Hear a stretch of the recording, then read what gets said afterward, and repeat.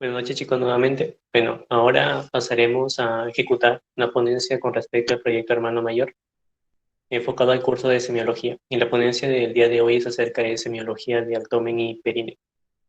Bueno, conociendo un poco más acerca de nuestra ponente el día de hoy, ella es la universitaria Ana Rubí Plasencia Dueñas, es pasante en el programa Do for Research y es I 2022, quinto superior de la Facultad de Medicina Humana UNPRG 2021.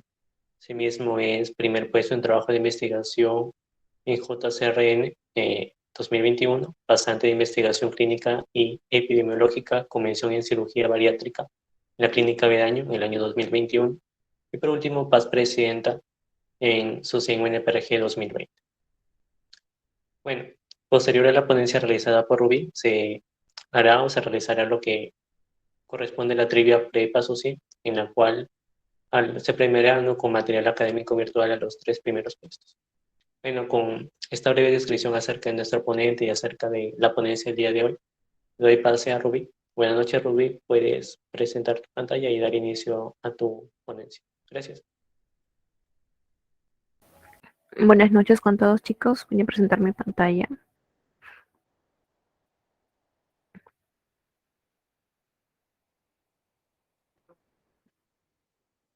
Bien, ya se ve en pantalla, me parece. Entonces, vamos a iniciar con lo que es la semiología de abdomen y perineo, ¿no? Primero, las recomendaciones para explorar el abdomen son, primero, que el paciente debe estar en una posición supina, es decir, boca arriba, decúbito dorsal, también se le conoce. Se recomienda incluso que la cabeza se encuentre sobre una almohada, también que las piernas estén extendidas y los brazos del paciente hacia los costados de su cuerpo. El médico debe ubicarse a la derecha del paciente, a la derecha, y debe haber una iluminación transversal que atenúe los desniveles. Eso es importante para, sobre todo, la inspección, porque con la observación vamos a poder ver incluso a primera vista algunas masas posibles que se encuentren en el abdomen. Asimismo, también se recomienda tener las uñas cortas. No se debe llevar las uñas largas porque eso puede alterar o incomodar al paciente, ¿no? Sobre todo porque se le va a tener que palpar, percutir. Además, es parte de todos los estudiantes de medicina, creo que cuando tenemos que evaluar a los pacientes en general, no solamente para hacer la evaluación semiológica del abdomen, sino en general para cualquier exploración, pues se debe tener las uñas bien cortas. Se debe comprobar también si el paciente ha vaciado la vejiga, porque va a ser incómodo al paciente al momento de palpar, pues que tenga ganas de orinar, ¿no? Esta parte es importante, el calentarse las manos y el estetoscopio. Em, Hay que recalcar que nosotros hay que ponernos en el lugar del paciente. El paciente tenemos que explicarle qué tipo de exámenes o exploraciones vamos a hacerle. Y también hay que pensar en su comodidad. Ustedes nomás imagínense que venga alguien con las manos heladas, frías y empiecen a explorarle su abdomen. Va a ser muy incómodo, va a ser molestoso para ustedes. Entonces, el hecho de que el paciente esté en condición de paciente no significa que deba aguantar todo, o sea, que deba aguantar cualquier cosa. Por ello es que siempre es importante este detalle que a veces no lo realizamos, ¿no? En el momento de la exploración del paciente, no se suele tener este hábito de calentarse las manos, sobre todo los que solemos tener siempre las manos frías. Eh, Deberíamos calentarnos las manos y también el estetoscopio, que como tal suele estar frío también, deberíamos calentarlo antes de iniciar la exploración del paciente en el abdomen sobre todo, ¿no? Evitar los movimientos rápidos e inesperados y mirar la cara del paciente por si es que manifiesta signos de dolor o de molestia. También es importante porque nosotros no podemos ir directo al paciente y decirle ya, descubra su abdomen, que vaya a hacer el examen y así, haciendo movimientos toscos, rápidos, sin explicarle al paciente previamente qué es lo que le vamos a hacer. Porque recuerden que tenemos que también pensar que a nosotros no nos gustaría que nos hicieran eso, ¿no? Entonces, hay que siempre ponernos en el lugar del paciente y siempre estar atentos a cualquier pequeño movimiento que hagamos. De repente, si el paciente manifiesta algún signo de dolor o de molestia, tenerlo en cuenta también, porque eso puede servir para poder orientar mejor el diagnóstico del paciente o entender también lo que él sienta, ¿no? Algún dolor, alguna molestia. Ahora, la secuencia correcta para evaluar el abdomen es primero realizar una inspección. En la inspección se va a poder tener que observar todo, la piel del abdomen, el ombligo, la región periumbilical, si es que hay presencia de circulación venosa, anomalías en la forma del abdomen o en el volumen del abdomen. Todo eso se debe iniciar primero con la inspección. Luego la auscultación. ¿Por qué la auscultación antes que la percusión y la palpación? Porque permite que los sonidos que se ausculten pues sean los espontáneos, no aquellos que sean provocados por la percusión y palpación. Por ello es que se realiza siempre antes de la percusión y palpación. Y lo que se va a auscultar o escuchar son los ruidos hidroaéreos o algunos borborismos intestinales también. Luego ya de eso viene la percusión, en el cual vamos a explorar todo el abdomen del paciente. Vamos a poder identificar ciertas causas que alteren el sonido de la percusión normal del abdomen, como por ejemplo la citis, irritación peritoneal, tumores, oclusión intestinal, o entre otros. Y por último, la palpación, en la cual se debe realizar en todas las regiones anatómicas, evaluar la sensibilidad y temperatura de la piel, los reflejos, el tejido celular subcutáneo, la tensión abdominal, posibles hernias y realizar palpación profunda también. Para poder realizar una semiología correcta del abdomen, debemos recordar siempre y tener claro cuáles son las regiones abdominopélvicas, que están divididas en 9. El abdomen está dividido en 9 regiones abdominopélvicas por 2 líneas verticales, que son las líneas medioclaviculares, y 2 líneas horizontales. La primera, que es la línea subcostal, y la segunda, que es la línea transiliaca, ¿no? Y de esta forma se divide el abdomen, el hipocondrio derecho, epigastrio, hipocondrio izquierdo, el flanco derecho, el mesogastrio, región umbilical, el flanco izquierdo, la fosa ilíaca derecha, el hipogastrio y la fosa ilíaca izquierda. Asimismo están los cuadrantes abdominopélvicos, en los cual vamos a tener solamente 4 partes que se originan sobre todo por 2 líneas perpendiculares, una vertical, una horizontal, que se van a cruzar en el ombligo del paciente. Son 2 líneas imaginarias perpendiculares que va a dividir entonces el abdomen en 2 cuadrantes superiores, tanto derecho e izquierdo, y 2 cuadrantes inferiores, tanto derecho e izquierdo. Y bien, en la inspección abdominal lo que se va a ver primero es el aspecto de la piel. Cuando vemos una piel lisa, brillante y que refleja mejor la luz, podría ser característica de una ascitis voluminosa, como se puede ver en la imagen. También el aspecto de la piel puede ser seca o escamosa, característica de pacientes con desnutrición, con avitaminosis, los caquécticos o con peritonitis tuberculosa. También tenemos el eritema ab igene, que es como una red, un pigmento en forma de red, por eso pigmento reticulado, con lesiones en forma de malla, ¿no? Color rojizo o parduzco, que suele ser característica de exposición prolongada al calor, sobre todo en personas que se colocan mantas eléctricas. Se suele ver esta especie de eritema, llamada eritema ab igne. Eso se puede ver con solamente observar bien e inspeccionar bien al paciente, el aspecto de la piel. En la piel también se pueden ver cicatrices, estrías, venas dilatadas o exantemas y equimosis. Respecto a las estrías, por ejemplo, que son de color rosa púrpura, son características del síndrome de Cushing.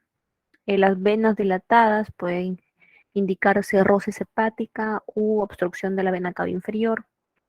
La equimosis puede indicar alguna hemorragia intraperitoneal o retroperitoneal. Y eso solamente se puede ver con la inspección. Ahora en el ombligo es importante ver el contorno, la localización de este, si es que hay inflamación de repente en el ombligo, alrededor del ombligo, o si el ombligo está protruido, ¿no? Podría estar indicando alguna hernia umbilical también. Luego también tenemos que ver el contorno del abdomen, si es que este es plano, redondeado, protuberante o excavado, si es que protruyen los flancos o la región inguinal, si es simétrico el abdomen o si se ven órganos o masas. Cuando vemos los flancos protuberantes, se podría pensar en ascitis, en útero gestante o en hernias. Cuando hay una simetría suele estar relacionada a las organomegalias o masas, y cuando hay una masa hipogástrica suele estar relacionada con cáncer de ovarios o de útero. También tenemos que evaluar en la inspección, se puede evaluar incluso el peristaltismo, que normalmente se ve en personas muy delgadas y basta con solo observar unos minutos al paciente, ¿no? Si se sospecha de obstrucción. Cuando están aumentadas las ondas peristálticas, pues eso me indicaría una posible obstrucción intestinal. Y las pulsaciones son como latidos en el abdomen en el que suelen ser normales en el epigastrio cuando se trata de pulsaciones aórticas, y mediante la maniobra de Valsalva que se le puede pedir al paciente que realice, de repente toser o pujar, se puede buscar hernias y producir también dolor abdominal, ¿no? Esto es sin tocar al paciente, solo con verlo, ¿no? El aumento de pulsaciones incluso puede indicar un aneurisma de aorta. Y respecto a las protrusiones, tenemos diferentes causas de protrusiones, ¿no? Primero tenemos en la imagen, como se puede ver, una protrusión umbilical, ¿no? Que es pues a través del anillo umbilical defectuoso en el que se suele tener la hernia, y es característica sobre todo en lactantes y suele cerrarse espontáneamente en 1 a 2 años. También tenemos la hernia incisional que se da en una cicatriz quirúrgica anterior, entonces como una pared abdominal débil en esta zona punto débil en el cual se produce esta protrusión, ¿no? Y genera una hernia postincisional. También tenemos la hernia epigástrica, que se encuentra en el epigastrio. Es una protrusión pequeña en la línea media, sobre todo por defecto de la línea alba, y se encuentra entre la apófisis sifoides y el ombligo. Y los lipomas, que son pequeños tumores benignos frecuentes de tejidos subcutáneos, son blandos y deslizables. También tenemos la diástasis de los rectos, que es una separación de los músculos rectos del abdomen, y mediante esta separación, ¿no? Este espacio que se forma, sobresale el contenido abdominal, ¿no? En este caso se vería como una cresta en la línea media, ¿no? Esto puede ser causado por embarazos repetidos, por obesidad o por enfermedad pulmonar crónica. Ahora, respecto a la auscultación abdominal, como mencionaba, es importante auscultar el abdomen antes de percutirlo, de palparlo, porque estas maniobras de percusión, palpación pueden alterar la frecuencia de los ruidos intestinales, ¿no? Y lo que se quiere evaluar son los ruidos intestinales espontáneos del paciente. Se recomienda auscultar en una sola zona o en un solo cuadrante, no auscultar en todo, ¿no? Se recomienda auscultar en solo una zona o en una sola región abdominopélvica. E incluso se recomienda en el mesogastrio, ¿no? Auscultar en mesogastrio y anotar la frecuencia y las características de estos ruidos intestinales. Normalmente estos suelen escucharse como chasquidos o borboteos a una frecuencia de 5 a 34 por minuto. Y también se suelen escuchar los borborismos, que son borboteos un poco más prolongados, por el hiperperistaltismo propio del intestino, también llamados rugidos del estómago. Ahora, estos ruidos intestinales pueden estar aumentados en ciertas patologías o en ciertas condiciones, como por ejemplo la diarrea o el principio de la obstrucción intestinal suele estar aumentado. O puede estar disminuido en un hilio adinámico o en peritonitis. Y para poder concluir que los ruidos intestinales están disminuidos, se debe auscultar por más de 2 minutos para poder realmente corroborar que estos están disminuidos. Disminuido significa obviamente menos de la frecuencia normal que se está mencionando aquí, que es de 5 a 34. Y aumentados obviamente mayor de 34, ¿no? Y los ruidos tintineantes son aquellos ruidos de tono alto que se caracteriza por o denotan un líquido intestinal y aire sometidos a presión en un intestino dilatado. Y si coincide con un retortijón abdominal, suele indicar una obstrucción intestinal. Ahora, en la auscultación también se pueden escuchar soplos abdominales. Estos soplos suelen ser normales cuando se dan en sístole y se escuchan en el epigastrio. Y se dice que aproximadamente entre 4 y 20% de las personas sanas tienen soplos. Los puntos de auscultación usual son estos, ¿no? Como se ven en el abdomen, tenemos, sobre todo siguiendo lo que es las arterias, ¿no? Que tenemos la arteria aorta, por ello es que acá se pone que el punto central la aorta, las arterias renales, aquí dos, tenemos las arterias ilíacas también y las arterias femorales, ¿no? Entonces, cuando tenemos, en estas zonas tenemos que auscultar para poder ver o evaluar algunos soplos. Ahora, hay ciertos soplos un poco, bueno, patológicos, en los cuales, por ejemplo, el soplo hepático, que puede indicar un carcinoma hepático o hepatitis alcohólica. Tenemos los soplos arteriales con componente sistólico y diastólico, que indican sobre todo un flujo turbulento a causa de una obstrucción parcial de la aorta o de grandes arterias por arteriopatía aterosclerosa, sobre todo que va a ocluir el, el vaso, ¿no? Y en el caso de los pacientes con hipertensión, se debe auscultar en decúbito supino, es decir, como siempre, boca arriba, en el epigastrio y en cada cuadrante superior. Y si está sentado el paciente en los ángulos costovertebrales. Un soplo en cualquiera de estas regiones, tanto con tanto componente sistólico y diastólico, puede indicar una estenosis de arteria renal como causa de la hipertensión. Seguimos también con la auscultación, en el cual podemos obtener los roces o frotes de fricción que suelen ser raros, son como chirridos en la variación respiratoria e indican, em, cuando se dice soplo o roce hepático, pues tiene que estar más o menos al nivel del hígado, ¿no? Y esplénico más o menos a la altura del vaso, ¿no? Entonces, estos roces o frotes de fricción pueden indicar una inflamación de la superficie peritoneal de un órgano, indicando, por ejemplo, de repente cáncer hepático o perihepatitis por clamidia o gonococo, em, o puede ser causado también por una biopsia hepática reciente o por un infarto esplénico. Y si se acompaña de soplo sistólico, se podría tratar de un hepatocarcinoma. Y respecto al zumbido venoso, suele ser muy raro e indica un aumento en la circulación colateral entre los sistemas tanto venosos portales y sistémicos, característico de la cirrosis hepática. Lo siguiente, se realiza la percusión abdominal. En la percusión abdominal se debe evaluar la cantidad y distribución del gas. Es decir, vamos a identificar algunas zonas de masas sólidas o llenas de líquido y calcular el tamaño del hígado y del vaso.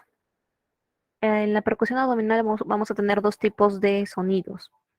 Timpanismo, que va a indicar la presencia de gas en el tubo digestivo, Y la matidez, que me va a indicar presencia de líquido o de masa sólida o de heces también, ¿no?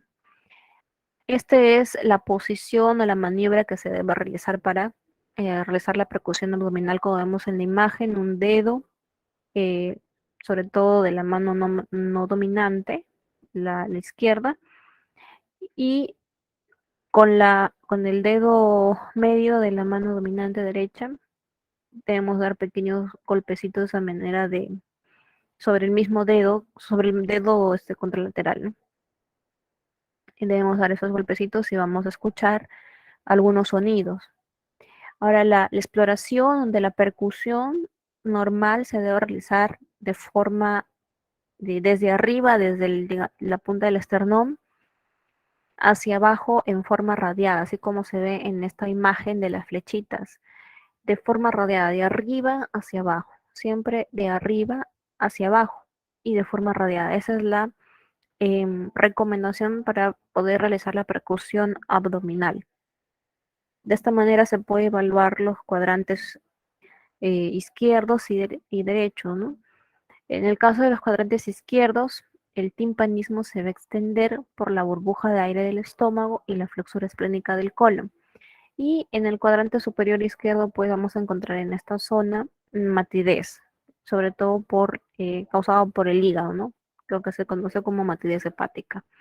Entonces, tenemos solo dos tipos de sonidos en el abdomen: el timpanismo, que indica la presencia de gas en el tubo digestivo, y la matidez, que es la presencia de posible líquido o masa sólida o heces.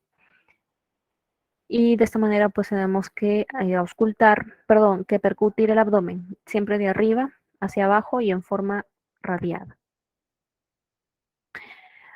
Bien, entonces podemos tener aquí ciertas patologías. En el timpanismo generalizado, cuando hay un timpanismo generalizado, suele estar, y si está acompañado de un abdomen protuberante, podría indicarme una obstrucción intestinal, ¿no? En el cual pues hay un punto de obstrucción y digamos el intestino se dilata de tal forma en el que todo va a ser gas, prácticamente por lo que se le conoce como un timpanismo generalizado. Y podría estar indicándome una obstrucción intestinal, ¿no? Por ejemplo.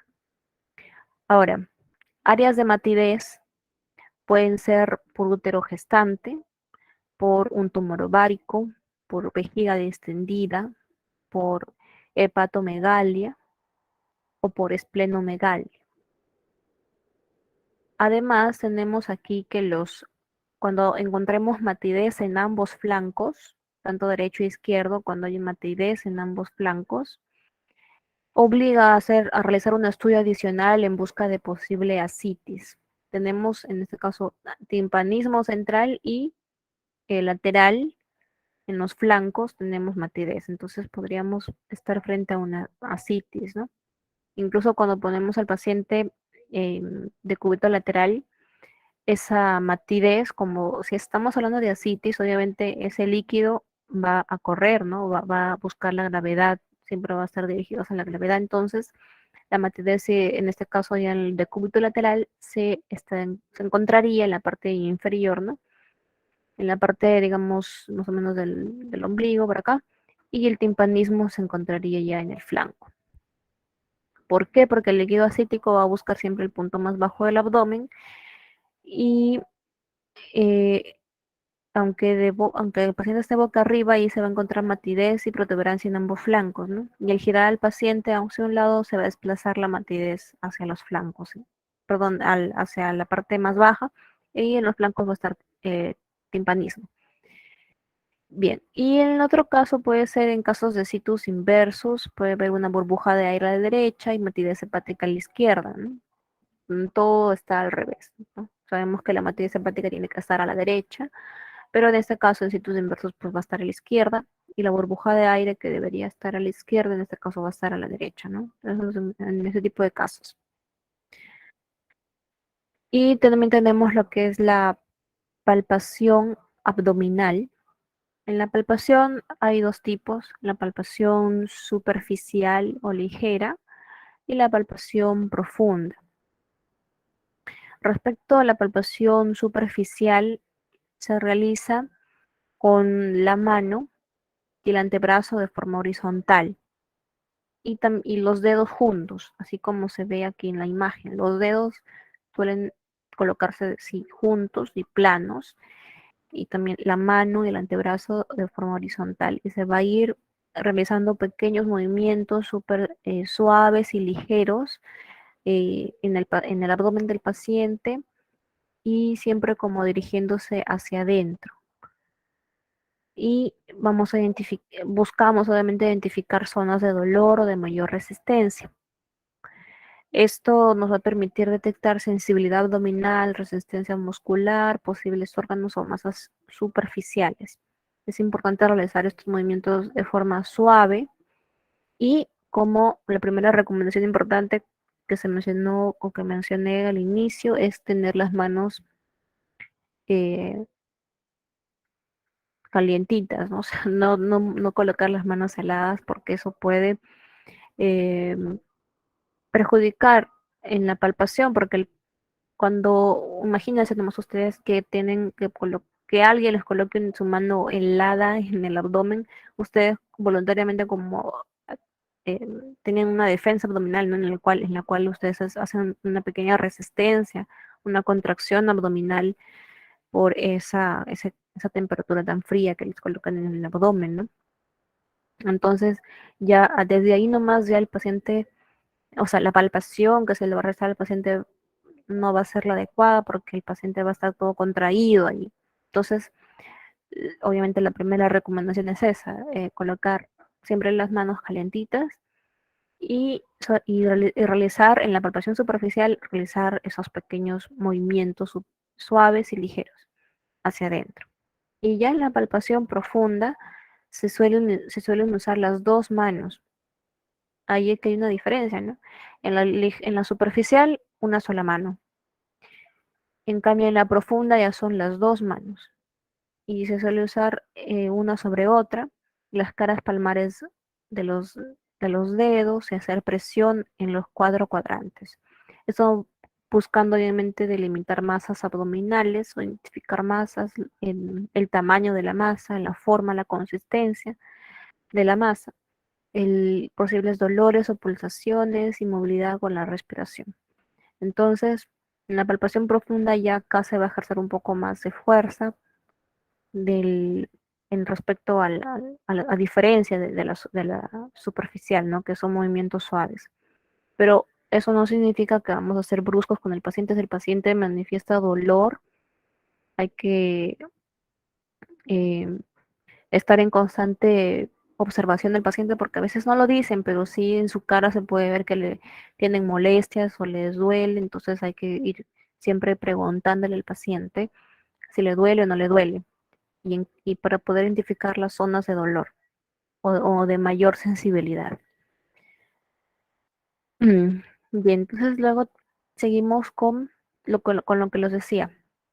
Nosotros tenemos o solemos realizar cierta resistencia muscular voluntaria o defensa voluntaria en el abdomen cuando otra persona viene a- a palpar el abdomen, ¿no? Es, es parte de nosotros como seres humanos poder tener una pequeña defensa voluntaria, ¿no? Y a veces contraemos los músculos, y de esa manera mm, dificulta la palpación, ¿no?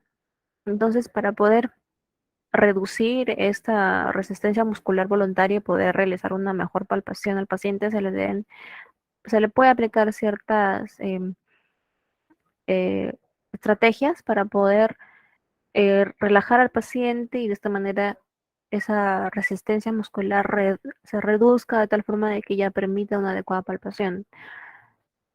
Se suele entonces recomendar pedir al paciente que respire por la boca con la mandíbula descendida. Esto generalmente va a ayudar a disminuir esta resistencia muscular voluntaria. También em, se debe percibir la relajación de la musculatura abdominal que suele acompañar a la expiración. Si ustedes inspiran y expiran, en el momento de la expiración suele relajarse los músculos abdominales, si se dan cuenta.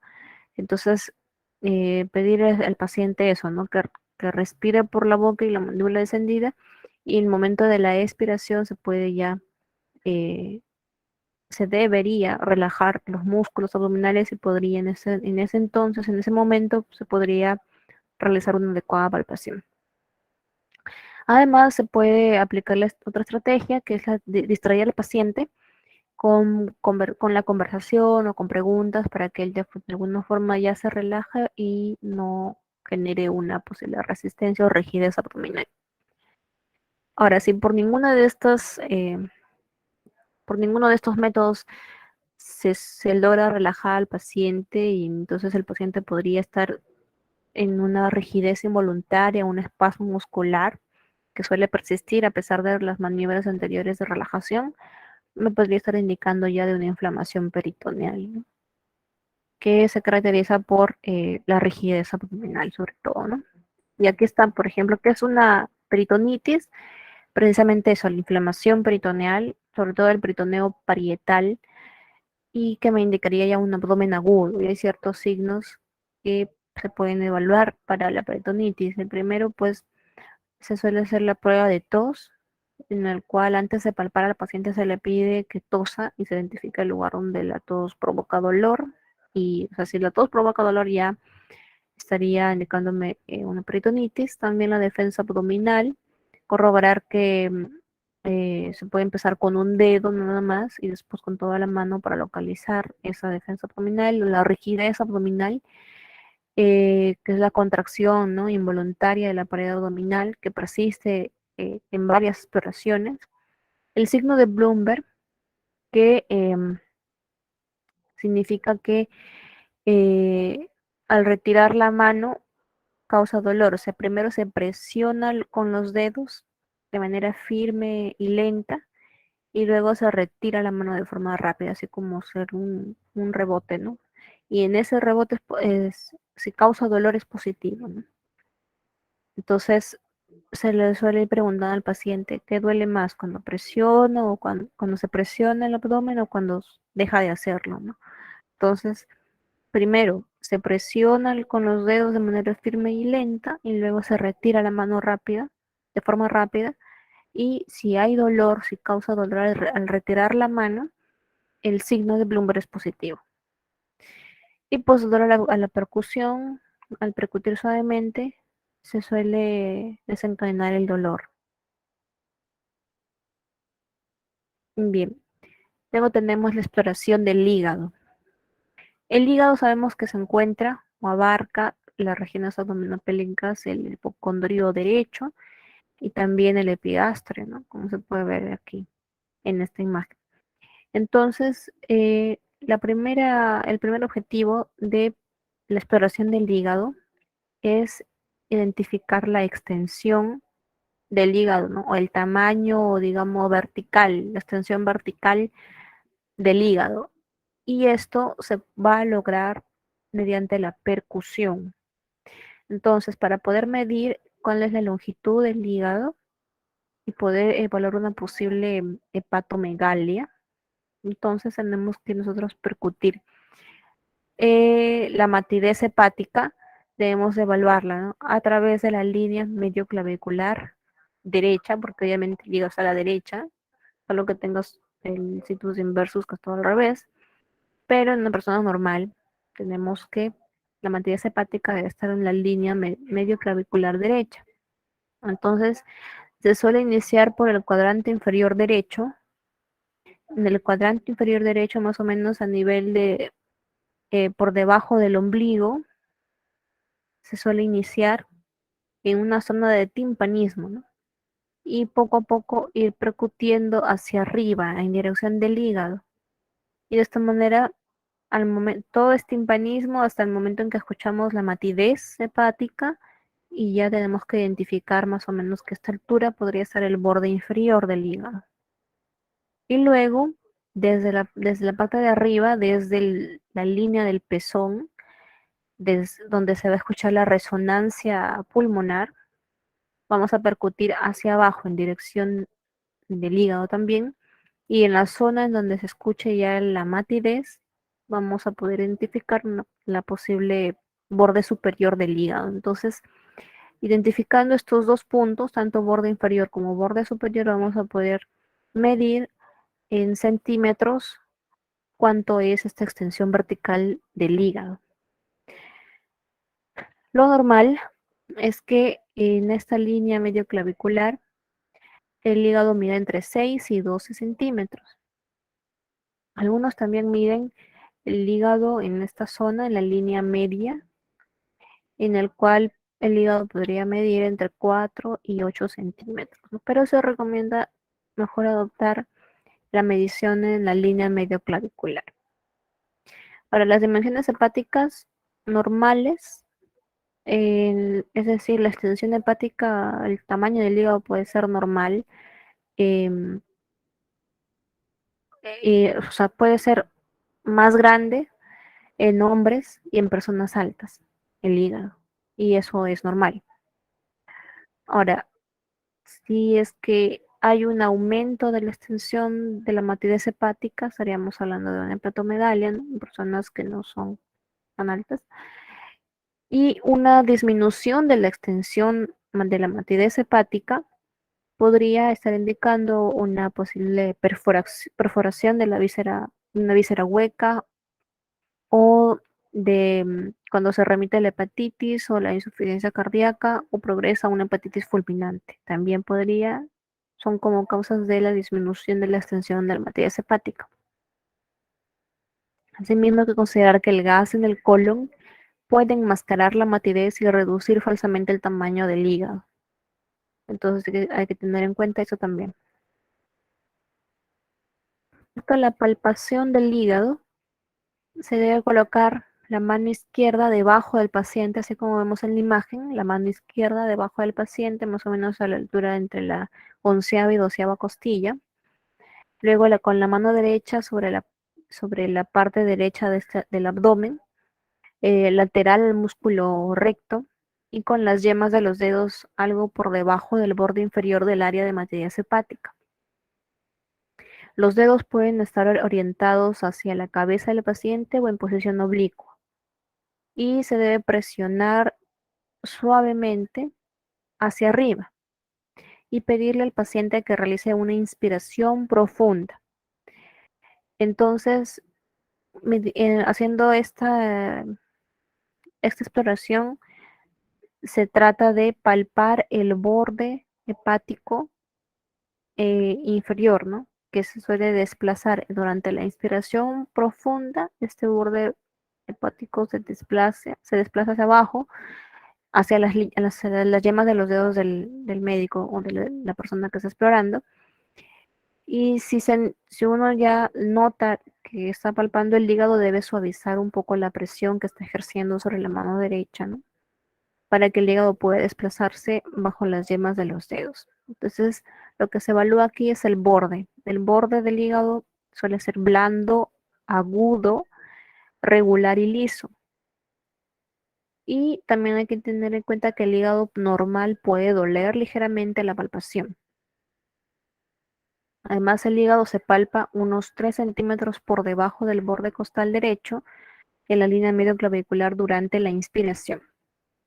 Si la consistencia del borde hepático o de esta sección del hígado suele ser dura o firme, o el borde no es agudo, sino romo, redondeado, o de repente ahí palpamos cierta irregularidad en el contorno del hígado, entonces ya pues estaríamos hablando ahí de una posible anomalía, ¿no? Que tendría que generar mayor estudios, ¿no? Pero ya con esto uno ya puede ya ir descartando otras cosas, ¿no?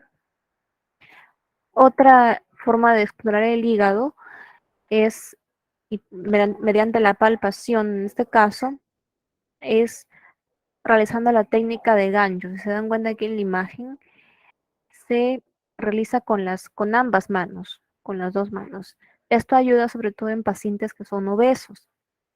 Entonces, se debe poner a la derecha del tórax del paciente, se debe colocar ambas manos, una junto a la otra, por debajo del borde de la matriz hepática.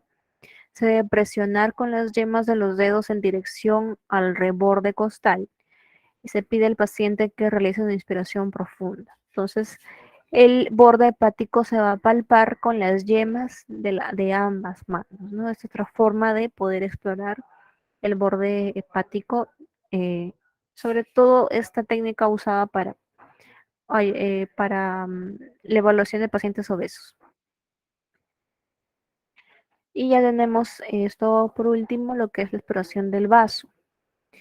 En este caso se puede hacer una percusión de la pared inferior izquierda, en el cual desde el borde de la matidez cardíaca, estamos en el lado izquierdo, desde el borde de la matidez cardíaca, en la sexta costilla, se debe percutir hasta la línea axilar anterior y luego hacia abajo hasta el borde costal y así hasta la zona denominada espacio de Traube, más o menos siguiendo la dirección de estas líneas, como se ven aquí en la imagen.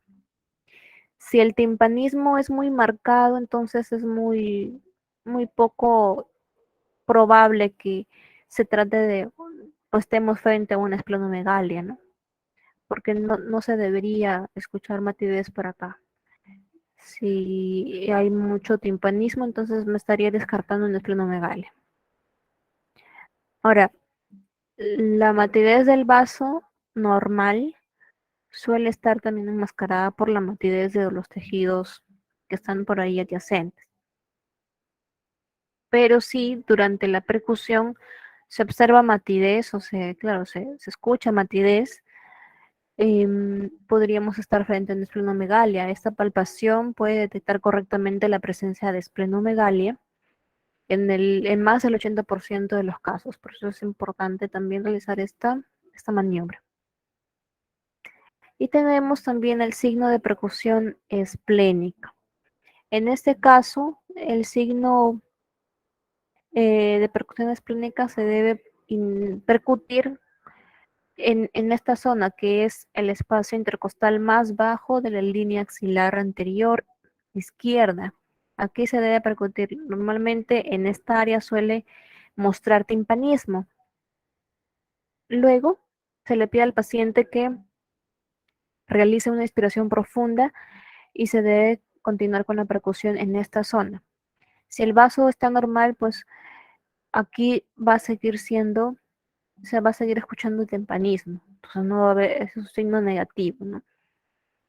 Porque el vaso está en tamaño normal, se va a desplazar hacia abajo durante la inspiración profunda, pero esta zona va a seguir en timpanismo. Es el signo de percusión esplénica negativa. En cambio, si el vaso está agrandado y durante la inspiración profunda, al bajar el vaso, entonces esta zona que anteriormente se escuchaba timpanismo, cambia luego a matidez después de la inspiración, entonces me podría indicar ya una esplenomegalia. Esto significa entonces que es un signo positivo de percusión esplénica. Esto es muy importante para evaluar obviamente el vaso agrandado, ¿no? ¿En, en qué casos se puede observar esplenomegalia? Posiblemente en una hipertensión portal, o en cánceres hematológicos, en infección por VIH, o en infarto o hematoma esplénico. Aquí, por ejemplo, también se puede palpar el vaso en los pacientes en posición de cubito supino. Primero se debe colocar la mano izquierda debajo del paciente, impulsando hacia adelante la caja torácica izquierda del paciente, y con la mano derecha por debajo del borde costal se puede presionar en dirección del vaso, ¿no?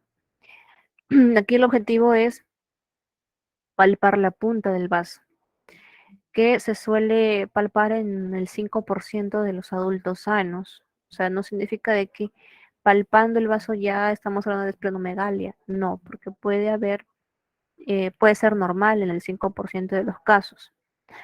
Intentemos también no solamente palpar la punta, sino también el borde del vaso. Aquí el objetivo es que obviamente no se debería, En el 95% de los casos no se debería palpar el vaso. Eso me indicaría que, pues, que el vaso está de un tamaño normal, no está agrandado, ¿no? Pero como decía, en el 5% de los casos puede que sí se palpe y sea normal. Así que no hay que asustarse tampoco. Ahora también hay que evaluar si hay dolor y también el contorno del vaso, si es que se puede palpar, ¿no? La esplenomegalia es 8 veces más probable si se palpa el vaso. O sea, si palpan la punta del vaso, es más probable que sea esplenomegalia a que no lo sea. Pero no podemos, este, es mejor, digamos, exagerar que de repente tomarlo como que no es normal y no alertarnos, ¿no? Respecto al tamaño del vaso. Ahora, como decía, las posibles causas de esplenomegalia pueden ser la hipertensión portal, los cánceres hematológicos, la infección por VIH o el infarto o hematoma esplénicos. Aquí también, ahora la palpación del vaso en decúbito lateral derecho. Tenemos que ya el paciente está en decúbito lateral derecho. En esta postura, entonces, se suele colocar aquí la mano derecha hacia, hacia la parte anterior del abdomen y la mano izquierda hacia atrás, ¿no? En esta postura la gravedad puede llevar el vaso hacia adelante, por eso es que se está colocando la mano acá, y a la derecha está una localización palpable, así como más o menos esta forma o este color morado indicaría el vaso, ¿no? Ahora, el vaso aumentado de tamaño se palpa unos 2 centímetros por debajo del borde costal izquierdo durante la inspiración profunda. Entonces, mediante esta maniobra, esta palpación de cúbito lateral derecho, también se podría evaluar la posible esplenomegalia en los pacientes. Y bien, chicos, eso sería todo. Y aquí una pequeña frase: el éxito es la suma de pequeños esfuerzos repetidos y cada día, y muchas gracias. Si tienen alguna pregunta, me la hacen saber.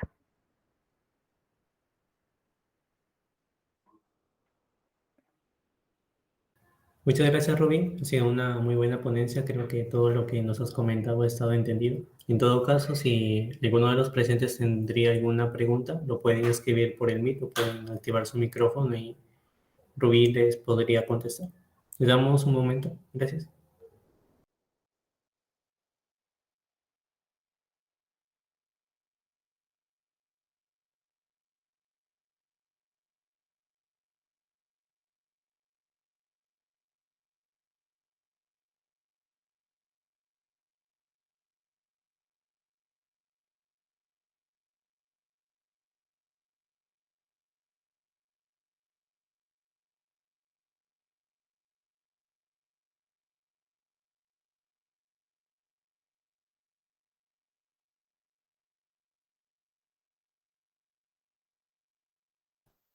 Bueno, chicos, creo que no hay ninguna duda con respecto a la ponencia de Rubí. Muchas gracias nuevamente, Rubí. Y esperamos también contar con tu presencia en las siguientes ponencias de Proyecto Hermano Mayor. Bueno, ahora sí vamos a pasar el enlace acerca de la trivia académica para que pueda desarrollarse aquello. Un momento, por favor. Gracias.